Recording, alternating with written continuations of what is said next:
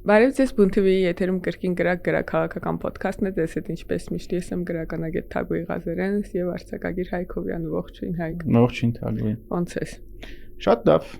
Մենք այսօր շատ գրաքաղաքական եթեր ենք ունենալու, որոշել ենք խոսել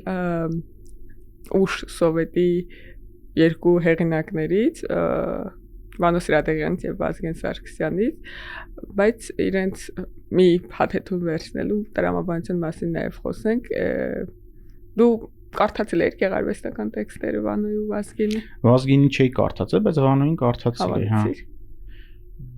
Մինչև ես կարդացել էի, հա։ Չնկատում եմ Վազգենին հավանեցի։ Եթե չէիր կարդացել մինչև այդ, լավ, տեքստերի մասին հետո կխոսանք։ Այդ հել ընթացքում կխոսանք։ Բայց մեր այդ երկու հեղինակների մասին խոսենք, բնականաբար այս անունները մարդկանց ծանոթ են եւ ընդհանրապես մեծ մասամբ ոչ գրականությունից երկու մարդիկ, ովքեր ըստ էության Հայաստանի երրորդ հանրապետության հիմնադիրներից են, մեկը գաղափարական շատ բան խոսիթի մեջ առնվազն Վանոն գաղափարախոսական բաներից է, նարատիվներ ստեղծողներից է, պատումներ ստեղծողներից է, ամենամեծ լոկոմոտիվներից է, հա, երրորդ հանրապետության, մյուսը ռազմական, երկուսն էլ շատ դրամատիկ ճակատագիր են ունեցել, Վազգենը, որը ես հիմա խոսիթի մասին եմ պատմում, ես չեմ էլի ուզում անհատապես իրենց, չգիտեմ, ռազմական եւ այլ համեմատությունների մեջ դեմ, այդ մարդը սպարապետ է եղել, հա, իր բանով, մականունով կամ չգիտեմ, դրան ոնց են ասում, իրան անվանել են սպարապետ, այսինքն այդ Վարդան Մամիկոնյանից հետո Վազգեն Սարգսյանն է խոսիթի մեջ ու ինքը բնականաբար այդ առաջին պատերազմի հաղթանակի կերտողներից է եղել ու մահացել է շատ ողբերգական պայմաններում Երևանի կենտրոնում, աշխարհի ամենաապահով վայրում, խորհրդարանում գնդակահարվել է, այսինքն այդ որ դրամատիզմը պատկերացնելու համար ինքը առանձին պատմվածք կարար լինել, էլի իր ճակատագիրը, թե ոնց իրան թշնամու գնդակը չի կպնում, բայց աշխարհի ամենաապահով վայրում ամենավնաս մարդկանցից սպանվում է եւ ոչ պակաս դրամատիկ ճակատագիր է ունեցել Վանո Սիրադեղյան, որ մոտավորապես նույն ժամանակաշրջանում աքսորվել է, փախել է երկրից, որպեսզի հեռացել է, որպեսզի իրան այդ կեղծ մեղադրանքների պատմությունը կա շատ երկար պատմություն է։ Հեռանալ ավելի գրական է հնչում։ Հեռանալ ավելի գրական է հնչում, բայց ըստ էության արդարադատությունից, որը հիմիկվա պատումի մեջ ընդհանրապես այս ընդհանուր պատումի մեջ սարքած էր, ինքը պարզապես շուտեցել ամբողջ պատասխանատվություն կրի եւ այս որ տեսնում ես ոնց է տեղի ունենում այդ պատմությունները Վանոյին ու Վազգենին հեռացնել, Լևոնին էլ, հա, Լևոնն էլ իրենց այդ երամիասնության բանն է, նույն ժամանակաշրջանում իրար հետ այդ հիմնադիրներին ամեն մեկին միձև հեռացնել, մեկին պոլիտիկական հեղաշրջում, մեկի երկրից, մյուսին սպանելով, տենց ոնց որ ամբողջ կոնցեպտն ու բովանդակություն փոխում են։ Բայց վերադառնանք այս մարդկանց գրական դիտանկյունից, հա, ու Վանոն մահացավ,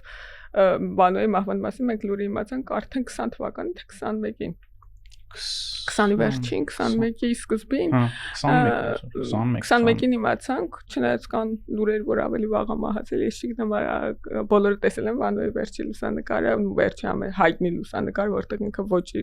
ID-ի նկար է, որտեղ ինքը ոչ իր անունով է, ինչ որ վրացական անձնագիր է, եթե հարմար լինի կխնդրենք այս պահին բան անել, որտեղ կարող մեզ լսողներից ոչ բոլորն են տեսել, ու տենց շատ ազդեցիկ է, էլի, որտեղ դու իրան տեսել ես մի 30 տարի առաջ մեկ էլ sense այդ ծերացած մարդու չգիտեմ իմ համար շատ ազդեցիկ էր իրան այդ ժամանակ տեսնելը մահվան լուրից հետո եմ տեսել ու այս մարդիկ ինչով են հետաքրքիր են նրանով որ սկզբանե գրող են եղել ոնց որ գրականությամբ են զբաղվելիս եղել երբ որ պետությունը եկել է կամ Ղարաբաղյան շարժումն է եկել այստեղ Այս համատեքստի մի քիչ ուրիշ գույներ էլ խառնենք, էլի մենք անընդհատ տենց խոսում ենք գրականության ու քաղաքականության կապի մասին ու միշտ մեր հաղորդումներում տենց ասում ենք, որ տենց շատ փոխկապակցված բաներ են, այ մի ժամանակ գրողները, քանի որ քաղաքականությամբ զբաղվելու հնարավորություն չունեին, այ ոչ թե ստիպված, բայց գրականության միջոցով էին փորձում քաղաքական հարցերին պատասխան գտնել, պատասխան տալ եւ այլն։ Հիմա Վանոն ու Վազգենը դասական օրինակ են, որ գրողը մտնում է քաղաքականություն, եթե տենց ես փորձում եմ պատրաստվելու ընթացքում հիշել ինչ անալոգներ մենք ունենք մեր պատմության ընթացքում գրողների, որոնք քաղաքականության մեջ են նաև եղել, քաղաքականություն են մտել։ Ես մենակ երևի Տերյանին կարացա հիշեի, որպես տենց ուսակցական գործիչ էր, նաև ինքը, տենց Արդյոք երբ որ մարդիկ շանս են ունեցել, գրեթե բոլոր գրողները ինչ-որ կերպ քաղաքականությամբ զբաղվել են, եթե բանը ազատությունն է, որ տենց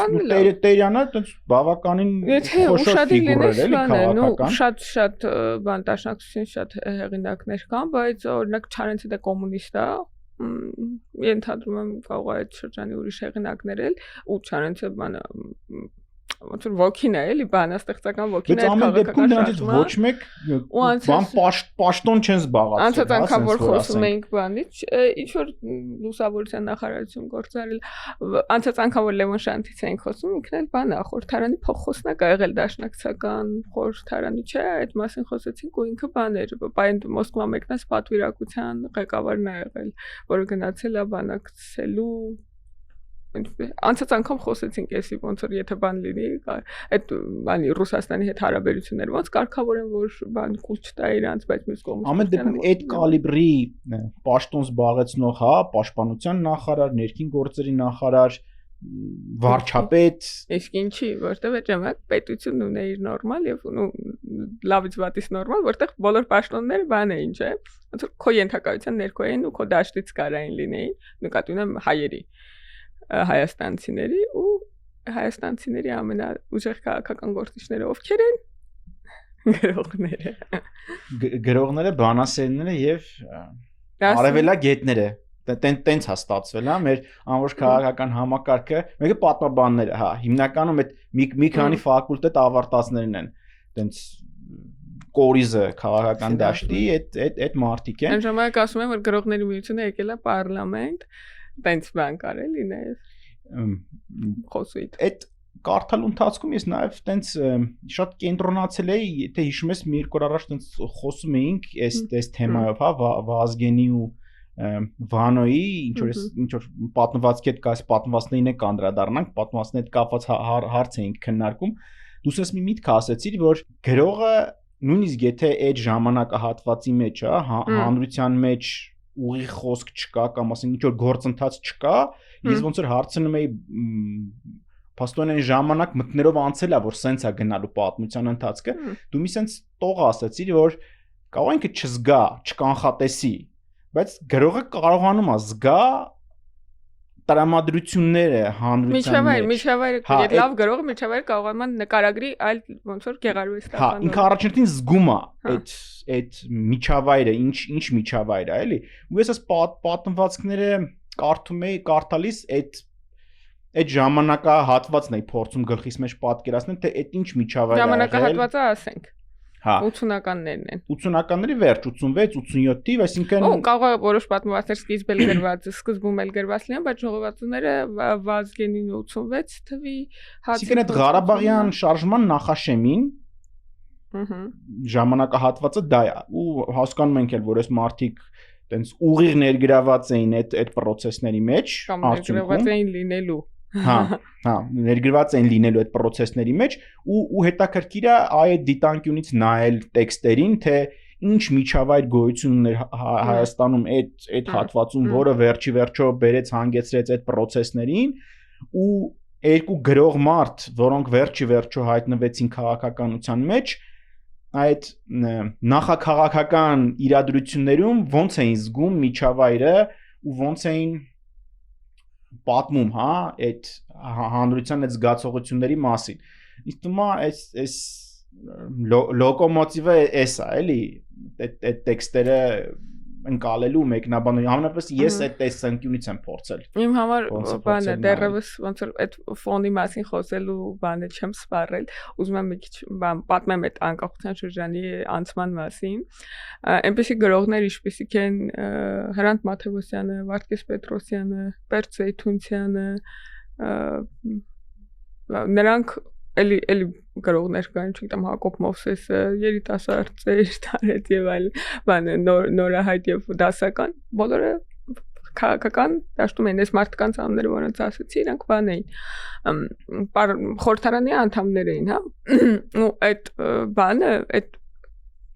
ավելի ուժեղ փաստարկ են մասին, որ գրողները նստած քաղաքականությամբ են զբաղվում, ուղղակի դաշտ են չէր,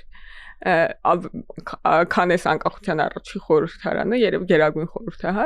այսպես ասած, երևի թե չկա, որովհետև իսկապես մենք որ Աբովյանից սկսեցինք խոսել, նկատի ունեմ Արդի շրջանի գրողները, Աբովյանն է ինչ որ քաղաքական ծրագիր է, հետո էլի քաղաքական ծրագիր է, Ռաֆունը, չգիտեմ, բանը Չարենցինը եւ այլ։ Հասնում ենք այդ ծրագրերի իմպլեմենտացիա։ Իրանք երբ որ գալիս հասնում է այստեղ, բայց երևի նաեւ որոշակի ռոմանտիզացիա կա էլի այդ քաղաքական ծրագրի մեջ։ Արի պատմենք, որ Վազգենը ֆիզկուլտուրի ուսուցիչ էր, իրանց գյուղում եթե չեմ սխալվում, մինչև եւ գրում էր, դասատու էր եւ գրում էր, Վանում բանասեր է եղել։ Ու այդ 86-87 թվականի շարքերը արդեն ցույց են տալիս 80-ականների մի կողմից ազատությունը, մյուս կողմից ոնց որ նոր թեմաներ, նոր բան ոչ խոսելու, պատմելու լեզու, ազգայնականությունը կա ու ոնց որ հետ Հրանտ Մաթեոսյանական շրջանը, չնայած Հրանտը այդ ժամանակ ոնց որ ողջ էր եւ գրում էր, բայց իր շրջանի երիտասարդներն են։ Մեկի վերնագիրը, բանի Վազգենի տեքստի վերնագիրը, գրքի վերնագիրը բանը, հացի փորձություն, այդ ինձ շատ ժողովածուի վերնագիրը, այդ ամեն մեկի մի ժողովածու է հասցրել գրի, մինչև քաղաքականություն մտնելը, բանինը, Վանոյինը, ծանր լույս։ Այս շատ եմ մտածում այդ վերնագրերի մասին, այս Վանոյի տեքստը, որ հետո բանը ժողովածուները եւ հրապարակախոսությունը հետո որ վերահրատարակել են Վազգենի ընտանիքի անդամները հացի փորձությունը փոխել են ոգու փորձության, ոգու փորձություն, այդ ամբողջ ժողովածուի անուն դրել են ու այդ բանը էլ այդ ինձ թվում է տոտալ բանը հակառակն է նրա ինչ ուզեցել է Վազգենը ասել այդ բանը հողեղենությունը, հացությունը, եթե սենց ասեմ, ու իրան դից ոգեղեն են դարձրել, որը իր գրականության բովանդակությունը չի, ամեն դեպքում ինքը այդ մի քիչ իհարկե կարող չի ստացվում, կարող է ստացվում տեղ-տեղ, բայց մի քիչ այդ Մաթեոսյանի այդ բանի գետնին կպածության, երկրի ջիղության, բան շարունակականությունն է ուզում էլի հողի, հացի մարդիկ էլի ոչ այնքան ոգեղեն, որքան էս երկրի ջիղը այդ հողի հացի մարդիկ են, դա իր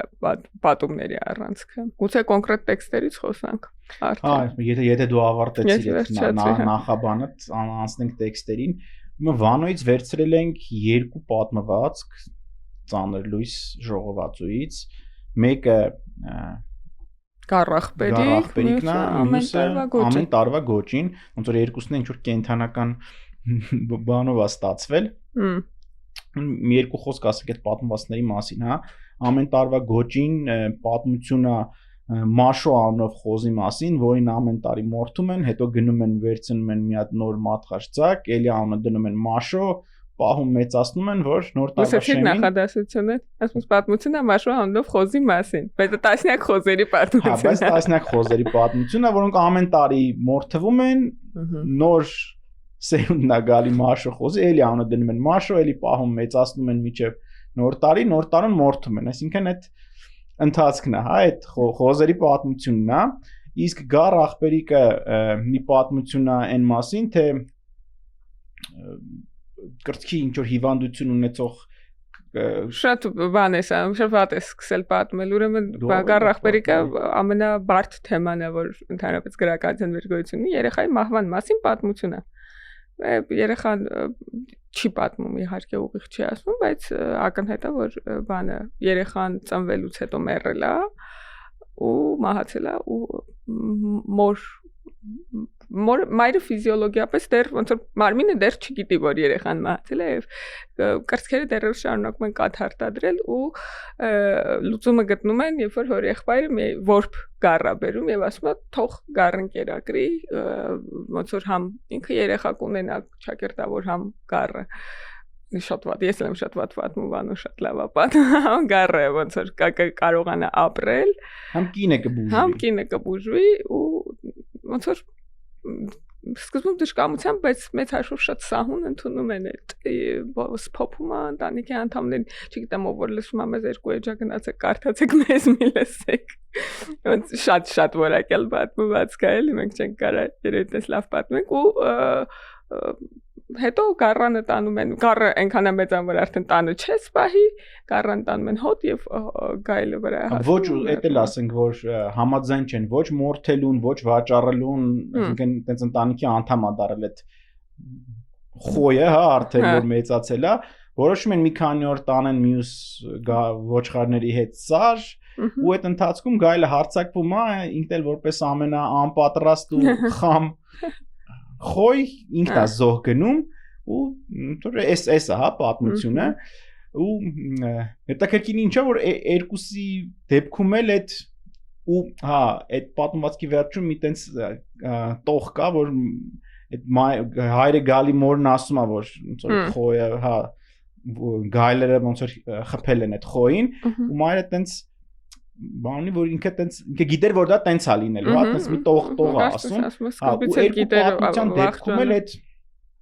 ճակատագրի անխուսափելիության մոտիվը կա հա որ եւ այդ գառան դեպքում եւ այդ գոճու դեպքում այդ ճակատագրի անխուսափելիությունը որ մեկը ինչ որ մի բան լինելու է վաղ թե ուշ այդ ճակատագիրը տենց է վճռվելու երկու պատմվածքում էլ այդ գիծը կա անխուսափելիության ու ես տենց հա փորձում էի դա համեմատական անցկացնել այդ ժամանակահատվածի իրադրության հետ հա որ ինչ որ ճակատագրական սպասելիք էր գալիս որից խուսափել հնարավոր չէր այ այդ զգացողությունն էր իմ մոտ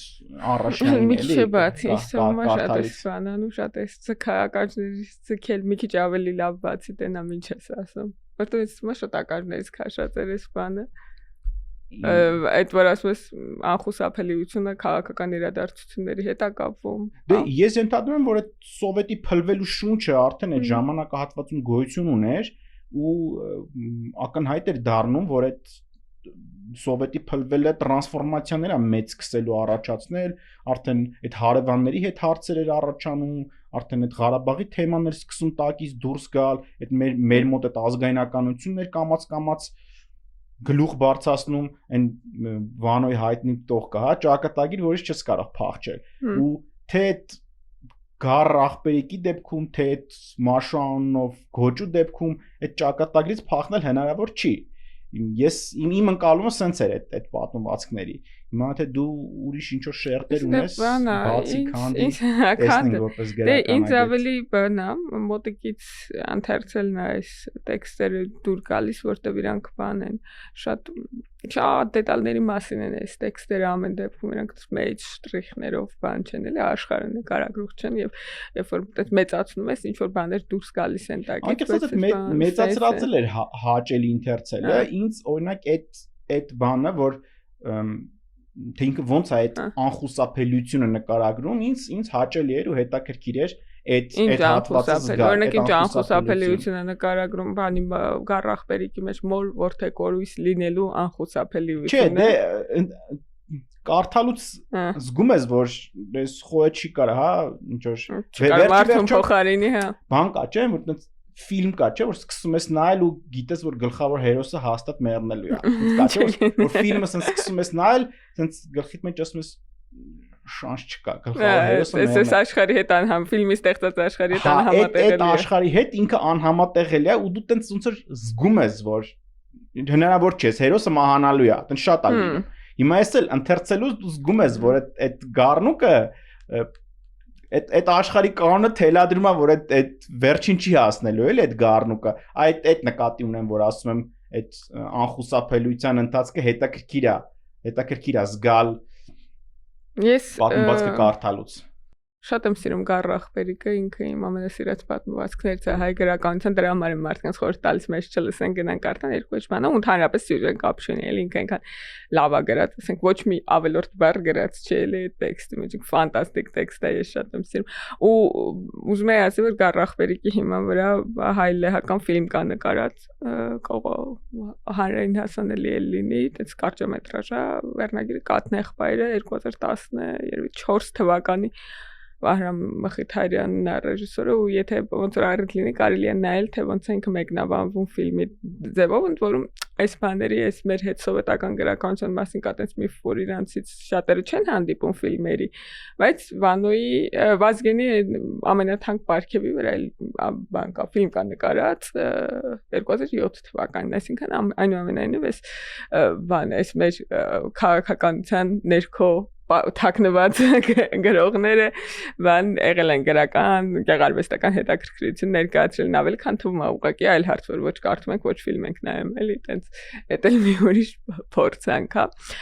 Գարախբերիկի մեջ ինչ շատ է դուր գալիս իր բանը տեխնիկան որով ինքը պատմում է այդ պատմությունը չգիտեմ նկատել ես ուշադիր եղել ես թե չէ ինքը բանը պատմա երրորդ դեմքով իբրև թե ինչ որ մեկը կողքից կպատմեր բայց բոլորի հարաբերությունները նկարագրում է այդ երեխայի հետ հարաբերությունների մեջ մեկին ասենք ասում եմ մայրիկը ում մայրիկը էլի բնականաբար երեխայի հայրիկը հորեղբայրը քույրիկները բայց տղան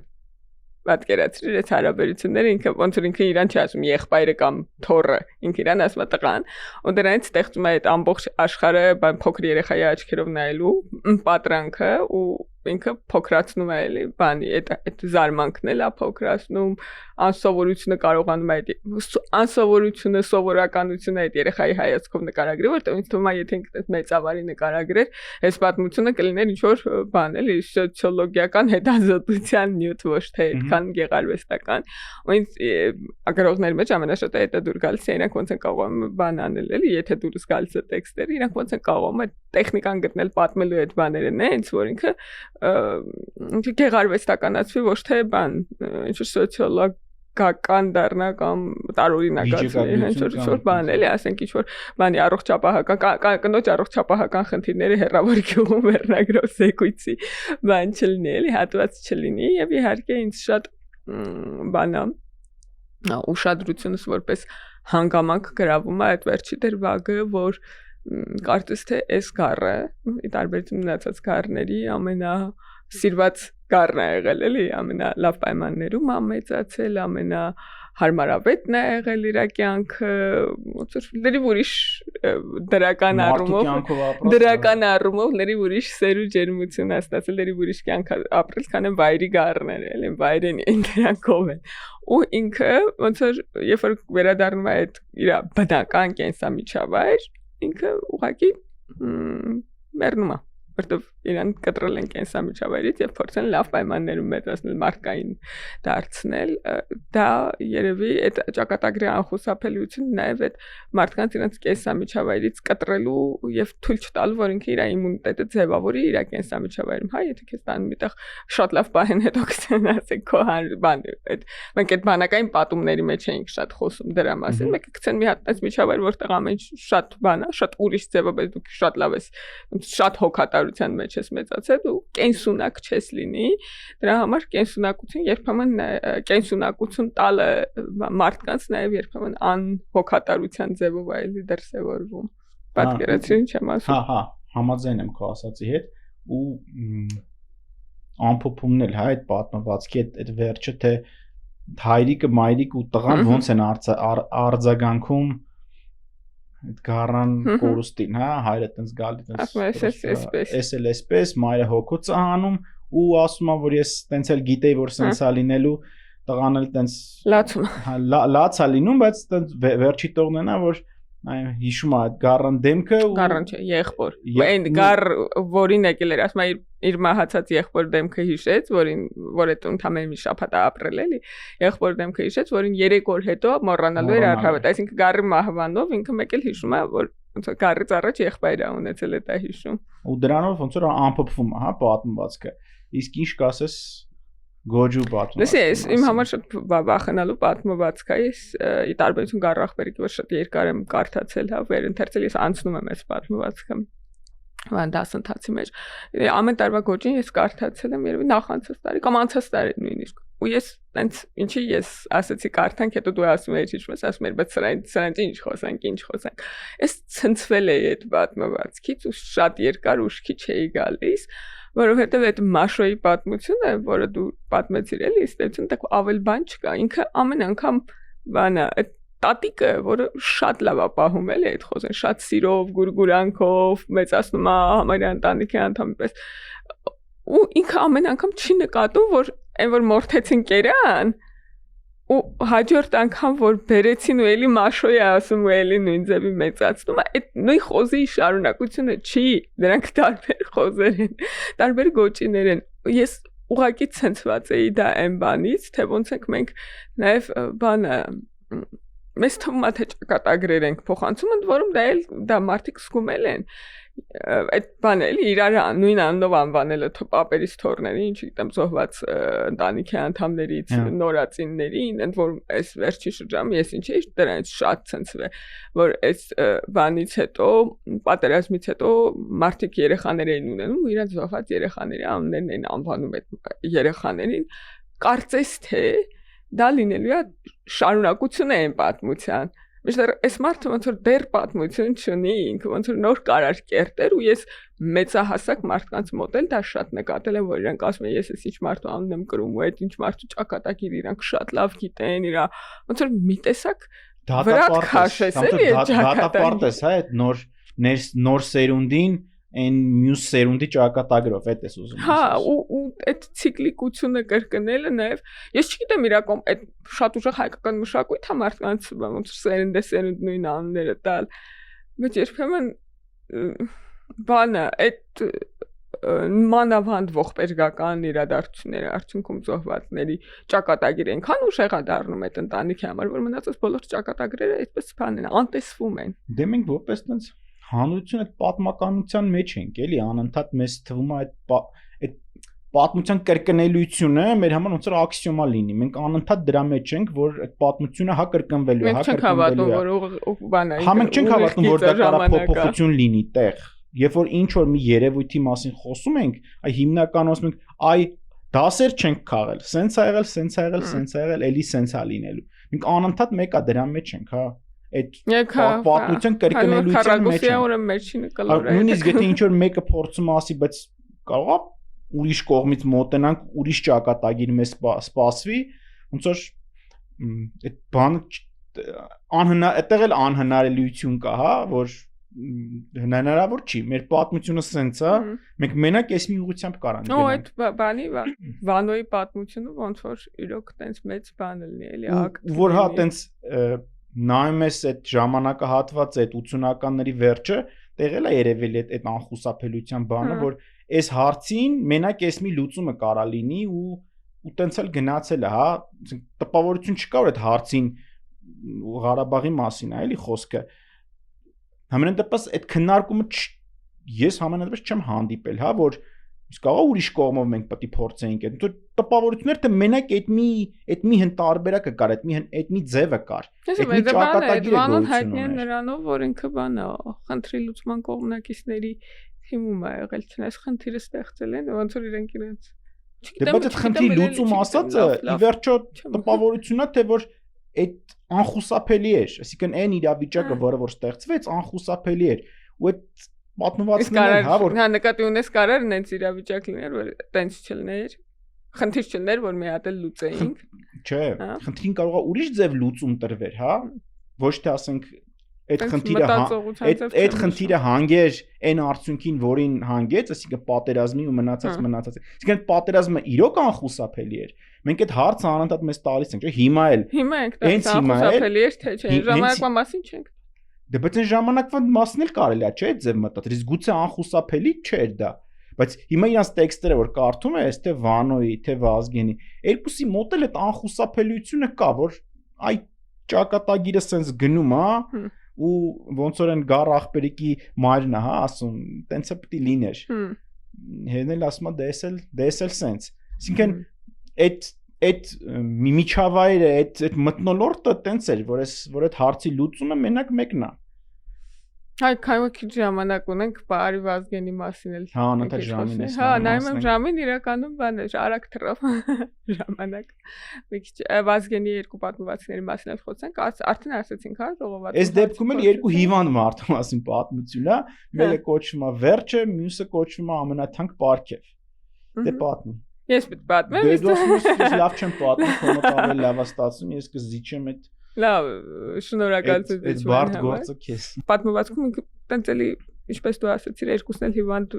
մարդկանց մասին է, որ երևի նույնիսկ մահամերձ է, Հայկը հաստատ մահամերձ է, այդ դու չես այդն Հայկն է։ Վերջի պատմվածքում այդ մարդու վերջի կյանքի վերջին օրերն են, որի անունը երիտասարդ տղամարդ է, անունը Հայկը, ամուսնացած, մահացու, ամբուժելի հիվանդ, ինչպես կասեր Վազգեն Սարգսյանը, ինչ որ տենց բան է, սկսում է այդ բանի ողբի ելևեջներով, որ շատ նման է բանին, էլի այդ հոգեհանգստի ժամանակ այդ էսեն հայկ ինչ եղավ քեզ որ սենց եղավ մտա ընկերներն են հավաքվում հետո ընկերները չնկատում աբստրակտ ձայնա որը բան է անում էլի այտենց ինչ որ ողբում է իր կյանքը բա դու սարի պես տղա էիր բան ոտի տակը հողը չէր դիմը եւ այլն հետո նոր հավաքում են ընկերներով ինչ ոչ մի բան իրադարձություն ստեյության տեղի չի ունեմ ստեյության մենակ ինքը տեսնում է իր փոքր աղջկան նոր բան մանկապարտեզի տարիքի աղջկա մտածում է որ կուզենան նրա հետ ավելի շատ ժամանակ անցկացնել եւ ընկերներին ասում է որ նախանձում է որ իրենք երեխաների հետ ավելի շատ ժամանակ են անցկացնել ու նոր հայացքով նայում կնոջ եւ հա վերջ տեսարան իհարկե բանը այդ կնոջ հետ տեսարանն է ու տպավորությունը թե մի հատ նախադասությունն Վազգենը ասում է ամբողջ կյանքում կնոջը բան չէր մերկ չէր տեսել չնայած երեխաների հարկայությանը ոնց որ այդ սիրո պորտկումն է իրանց միջև չնայած ոնց որ վաղուց ամուսնացած էին բայց ուսում ոնց որ կինը առաջի անգամ իրան այդքան գեղեցիկ թված այնքան ցանկալի թված որտեղ տենց ինչ որ մահամերձ տղամարդ էր բայց չնայած դրան այնտեղ ընկերները ակնարկում են չէ որ ինքը բան միած շեկլիկ դասատուի աչքադրած ունի բան տենց սիրահետում է եւ այլն այսինքն չափած կյանքի ափսոսանք ոնց որ խառը պատմություն է էլի այդպես տողել ունի չէ այ որ մի 7-8 տարի աստված ինձ կյանք տար ոնց կապրեի ես ու այդ էլի ինչ որ գալ հասնել մի հատ հանգրվանում ու այդ չափած կյանքի համար ափսոսալ ունդեղ տենց ինչ որ մրցավազքի պատմությունն է ավտոն տունը բան այդ սովետական մրցավազքի պատմությունն է որ հերթագրվեց տունը հասավ իրան հերթագրվեց ավտոն հասավ իրան այս չգիտեմ քաղսովետից է ստացավ այս նույն բաները արեց ինչ որ մնացածը ու ոնց որ բան կապկեն իրար կյանքը այդ տղամարդիկ էլի այդտեղ մի հատ հետաքրքիր տող իմ աչքին ընկավ հաստը որ ասում է այ ոչ ես ոչ ընկերներս արդյունքում մի մեծ բանի չենք հասել էլի sense մի հատ բան ասում ու որ այդ հայացքով նայում ես թե իր հետագա կյանքը այդ կետից հետո ուր է գնացել շատ հետաքրքիր է այդ տողի բանը զգացողությունը ավելի որակել ավելի հետաքրքիր արդյունք ունի էլի դες մեծ բան ինքը այդ կետում կա ասում է որ այ մի առանձնապես մեծ բանի չենք հասել ոչ ես ոչ ընկերներս ինչ ենք արել էլի մեր ամբողջ կյանքում եսի ինչ չենք արել որում իրար այդ հաջողություն կոչված է ամեն մեկի իր դուպլիկատ են հա ինչ նույն հաջողություն տուն ավտո sense ինչ որ բաները ու որ դա համատում ես դե չես կարող էլի իր կերպարից դուրս գաս ամեն դեպքում որ համատում ես թե իր հետագա կյանքը ոնց է գնացել շատ հետաքրքիր է այդ զգացողությունն էլի մարդը այս կետում մտածում է որ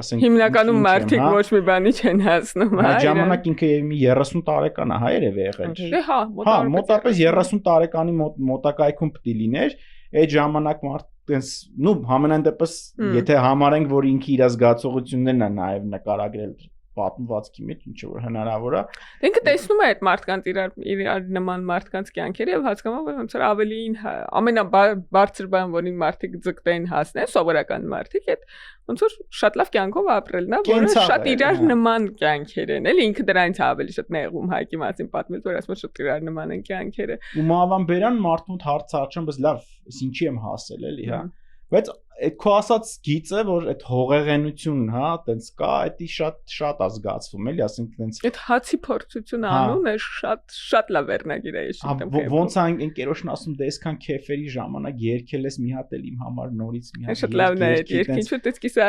մուղամային երգ է այդ երկը փնտրել լսեմ չգիտեմ դու գիտես թե չէ 1000 միլիոն փող ունենամ մահասեկավ ինչ որ ստենց թողեմ գնամ հա ու այդ բանի այդ երկի ընթացքում այդ երկի մեջ շատ լավ է նկարագրած շատ կինոշն է այդ դուրը բացվում է երեխան է այդպես ինչ որ բանը կարմիր